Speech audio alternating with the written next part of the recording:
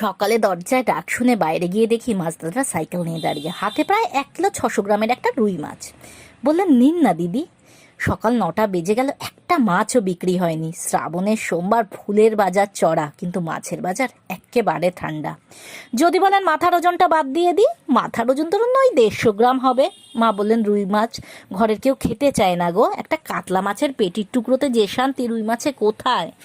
নিয়ে নিন না দিদি, আপনি হলেন বৌনি খদ্দের, 200 টাকায় বেচবো, কম লাভ রাখবো আপনার জন্য। আপনারা না নিলে কাকে বেচবো? এখন সব নিউক্লিয়ার ফ্যামিলি, মা বাবার সাথে ছেলে মেয়েরা থাকে না, ঘরে 5-6 জন হওয়া মানেই অনেক। এই 3 জনের ফ্যামিলিতে 200 গ্রাম মাছ নেয়, পোষায় আমাদের, ঘুরে ঘুরে মাছ বেচতে হয়। এই মাথাটা পারলে রেখে দিন, ডালের মধ্যে দিয়ে দিতে পারবেন।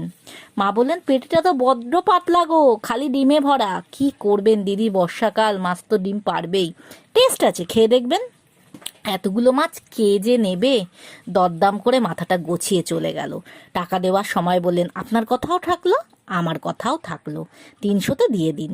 বাজারে আজ তাই যাওয়া হলো না আমার। কিছু কিছু সময় মানুষগুলোরও পাশে থাকা উচিত। ঝড় জলে বেরোতে না পারলে এরা আমাদের পাশে থাকে। টাকা না হয় নাই বাঁচলো একদিন, সেই দিনটা হোক না মানবতার।